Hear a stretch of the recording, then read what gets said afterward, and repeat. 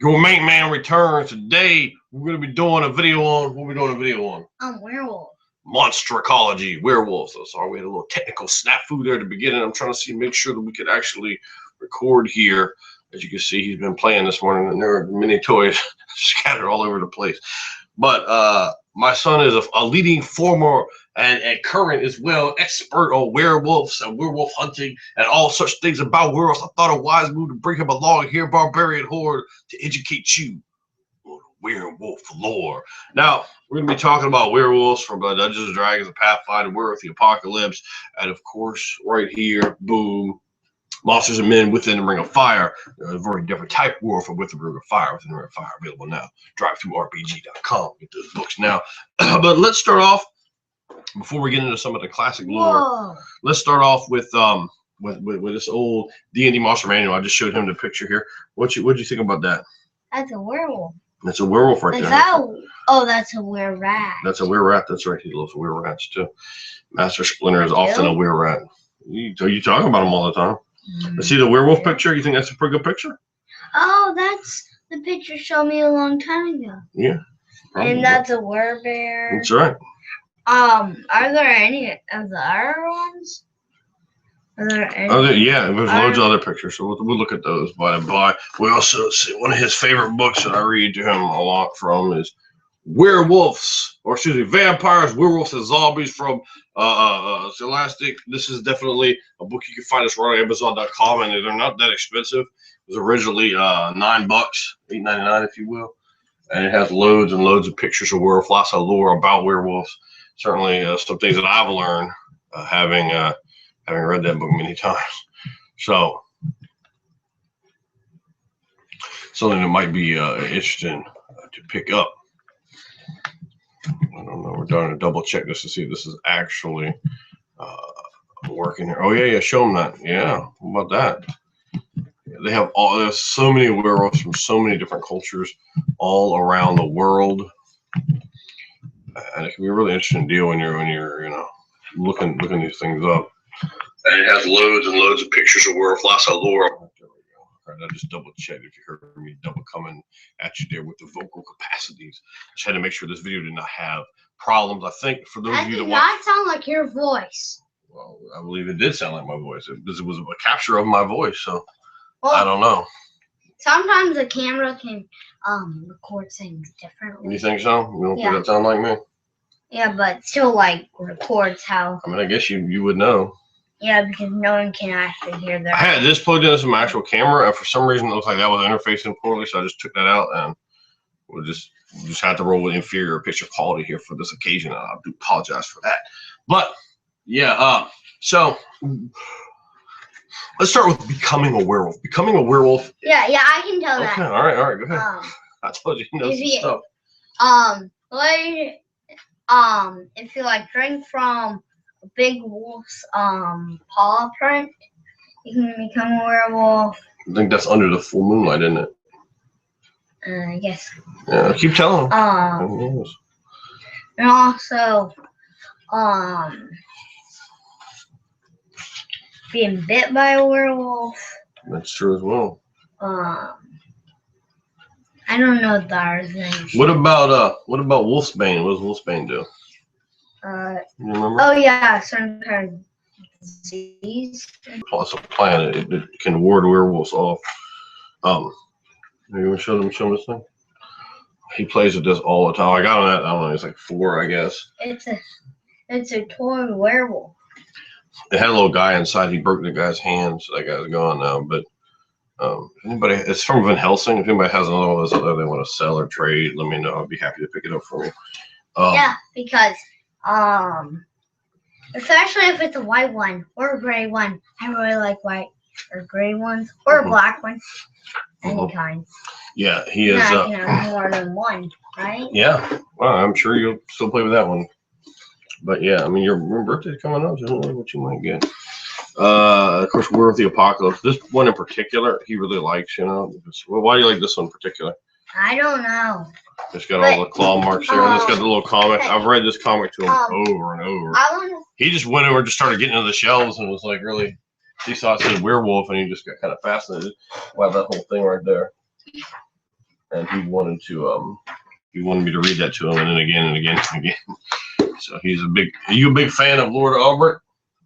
I don't know. You don't know. You seem like you are.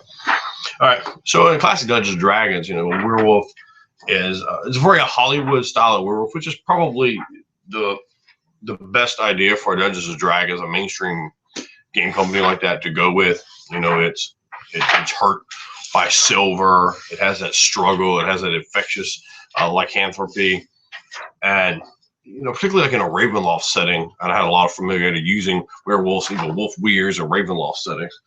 Here it shows the forms of a werewolf. First it starts out as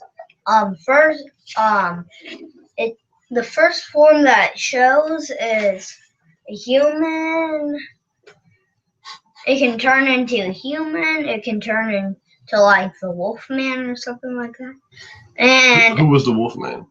Longton Jr. Yeah, and what's the song about him? Where's the one? That's right. And who sings that? Longton Jr. No, well, you said the first name. What was the first name you said? Longton Jr. No, not Longton Jr. It's Warren Zevon. He loves that song. Our forms are like a normal werewolf that you can see, and a big wolf and a normal wolf. Yeah. They can turn into Which form is your favorite? I don't know. I pretty much think they all look cool. Yeah, he loves werewolf. So as you can see, we have someone here that at an early age is certainly developing a fascination for RPGs, and I encourage you to indoctrinate your children into RPGs as early as possible. Get them very entertained, interested by that idea. But that is, of course, Werewolf the Apocalypse. Werewolf the Apocalypse werewolves are shown as these sort of psycho, tree-hugging, major left-wing conspiracy theory truther sort of guys that are influenced by spirits and powers of the earth itself, and they blend loads of different mythological cycles together. So that's how kind of strange. So that's how the werewolves like change into different things and stuff. Yeah, they have spirits that guide them.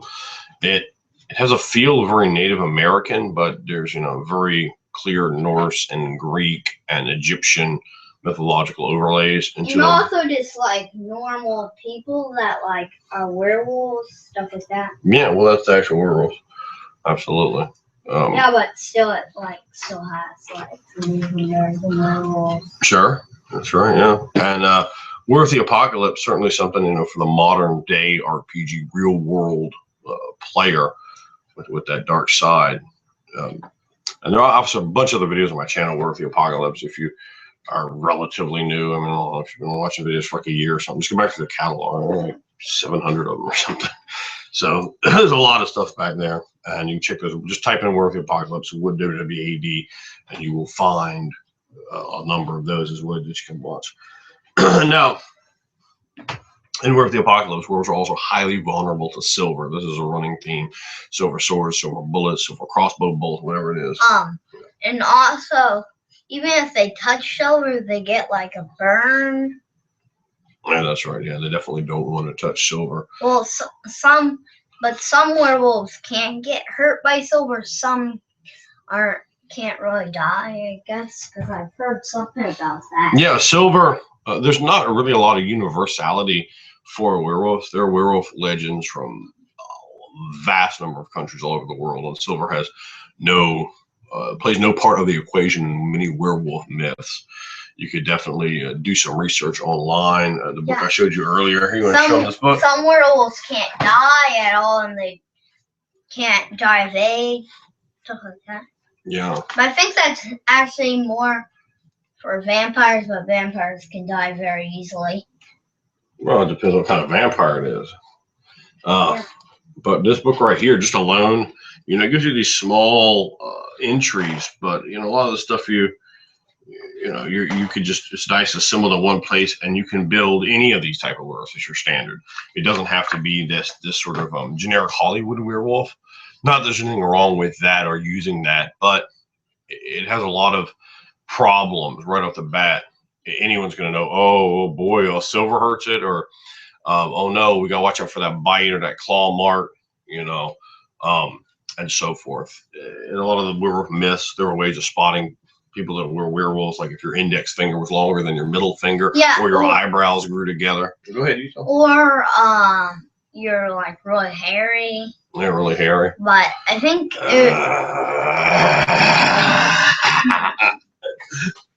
I don't get it. That is very hairy. I'm really hairy. Yeah, I know. For a little guy, you are. So it can sort of go both ways if you're looking at having that sort of werewolf. They're going to be no, don't. He's got sees candy over there. You not right now. You afterwards. Stop. Sorry, this makes us a little bit distracted. You talking about werewolves? Also werewolves. Russell, you away from the candy. Some werewolves can only like turn into wolves. Some werewolves can only turn into like a big wolf, and some wolves can only turn into like the regular kind of picture of a werewolf, and some werewolves can only turn into something like the Wolfman. Yeah, and he's sat through this whole movie. He watches old black and whites. I personally think The Howling is probably the best werewolf movie out there. Yeah, if you disagree and you think there's a different werewolf movie that's the best out there, just definitely leave that below in the comments, because I'm sure you'd be very interested. I don't know all the werewolf movies necessarily, but I did certainly watch some of them when I was younger. There's a bunch of werewolf movies. Yes, there are. Yeah. There's definitely a bunch of werewolf movies, and a lot of them are really terrible. But you see a show like True Blood where they show that, where it's just a dude and he turns right into just a wolf. And there's nothing else really spectacular about that. Or you see something like Underworld, where it's really pretty much. What's Underworld, Rich? It's a movie about vampires fighting werewolves. Oh, who wins? They call the werewolf lichens. I don't remember. It was definitely not the viewer. Well, I would agree that none of them can really necessarily win, because they're both because vampires are really strong and werewolves are really strong, but vampires are more vulnerable to things. But vampires can easily get away from the vulnerable things, so it'd be really hard for you. You gotta kind of come over here. They might not be able to hear what you're saying. Win. All right, so hopefully you heard some of what you just said there. Definitely none of them could really beat each other, because they don't have really any of the features that can kill it except some werewolves. So probably the werewolves would win. How you feel? If they had certain kinds of werewolves. Well, what if it was Arnold as a vampire? Then who would win? Arnold? No, that's right. That's right. That's right. All right. Or Robin. Arnold was a werewolf. Well, I mean, same goes, I guess. And a vampire. He's really fascinated by that. In some cultures and mythologies, werewolves and vampires are very closely associated, perhaps even essentially being the same creature. And someone would say, like, remember, if the werewolf died, it would rise again as a vampire. Certain things weren't done to it because it was cursed. And they had very different concepts and ideas about these things. Some werewolves can live forever. Yeah, I do strongly recommend doing some research and finding something a little fresher, And in D&D, I think they call it a loup-garou.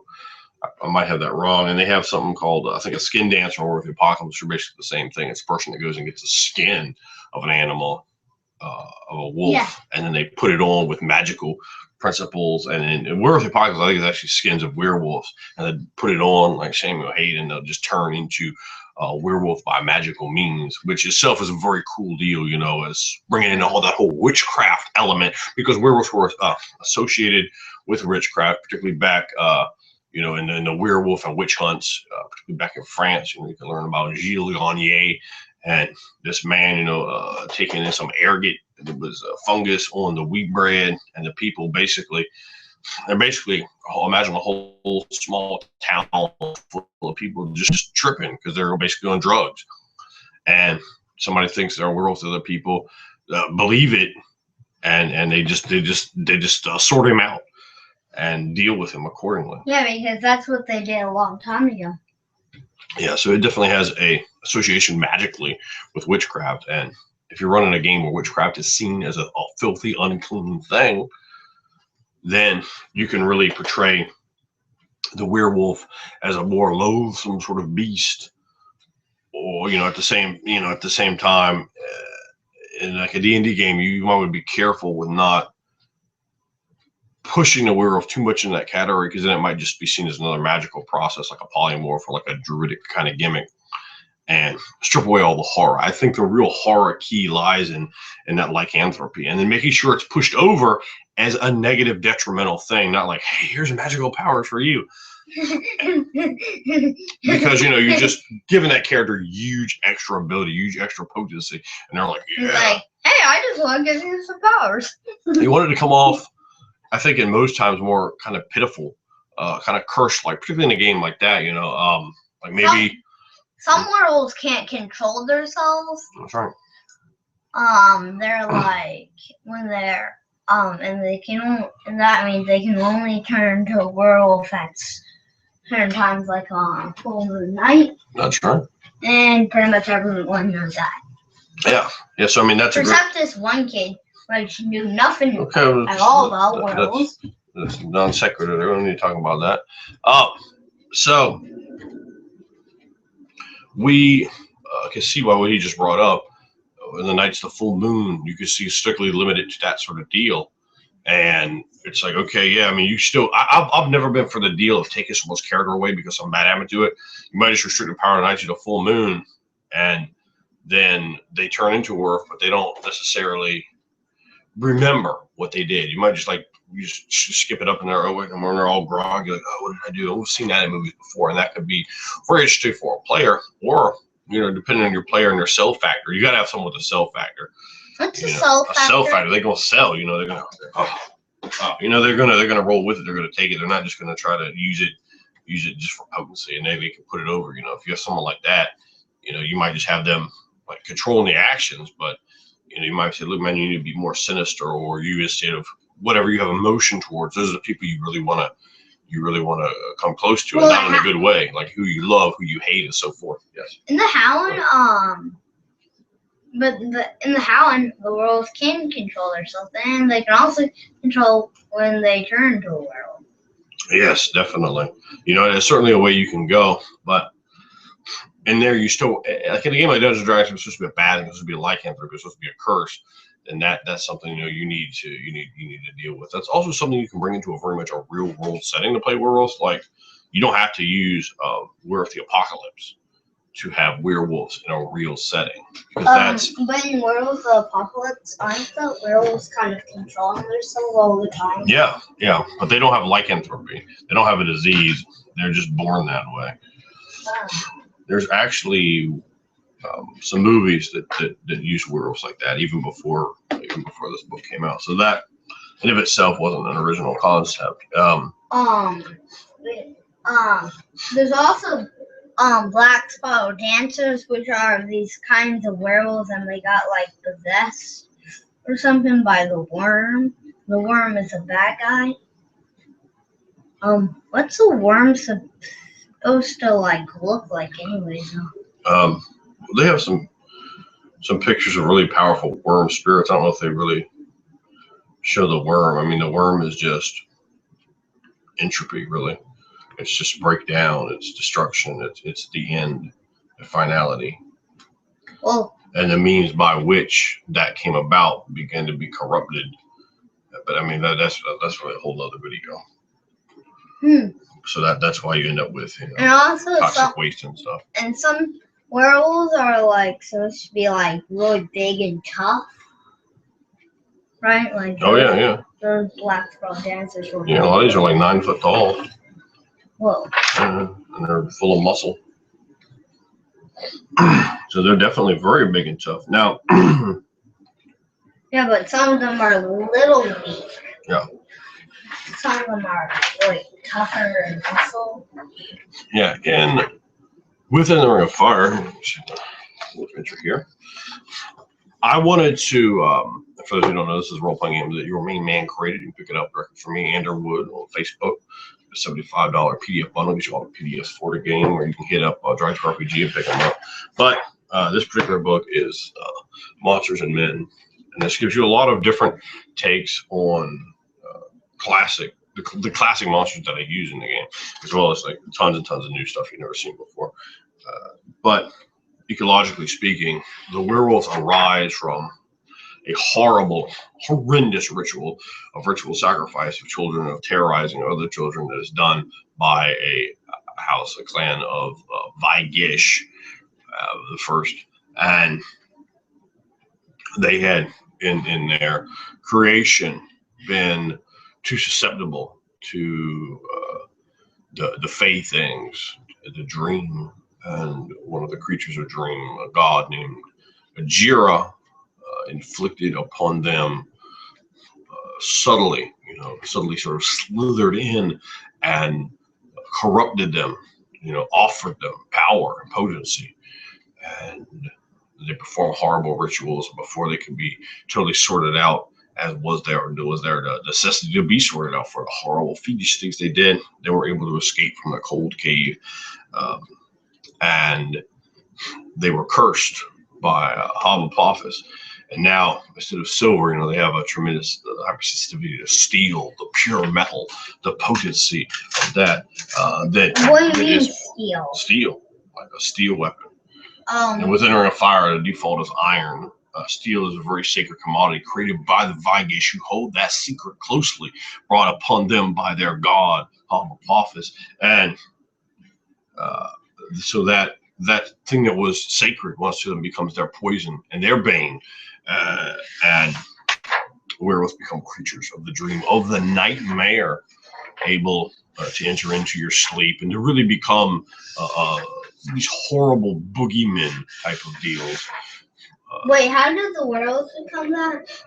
Because they did a horrible thing where they scared and they did so many bad things to all these little guys. And you have to pick the book up to read that, because I don't want to describe it from him. It is very very terrifying experience and ordeal laid right out here in this book.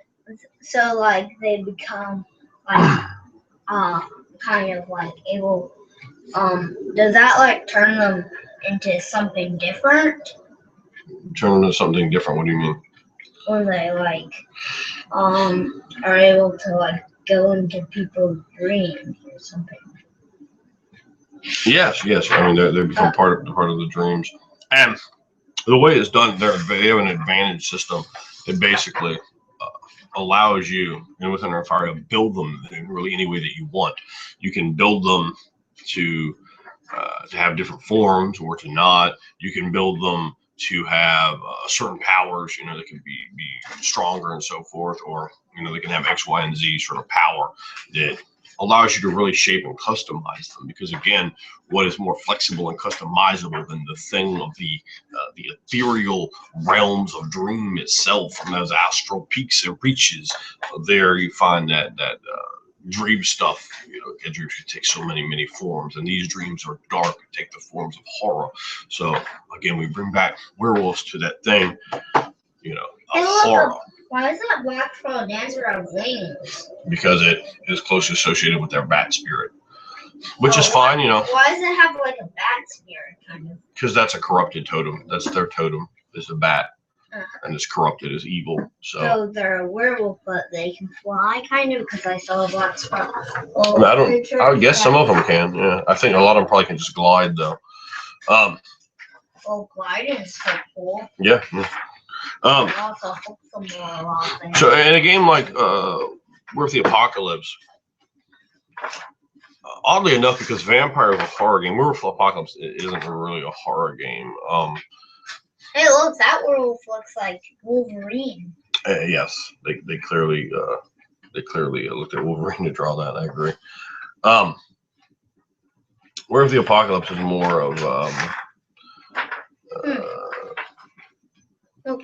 political statement, I suppose, really wrapped it with throwing werewolves, and it doesn't rely that strongly on much in the way of werewolf mythology. It sort of plays off a lot of different magical, mythological cycles, and it takes place in a modern day, so it can have a lot of a hip style. I mean, they used to call it gothic punk, but that you could take it in a lot of other directions, just sort of more culturally updated. But then you see Dungeons and Dragons.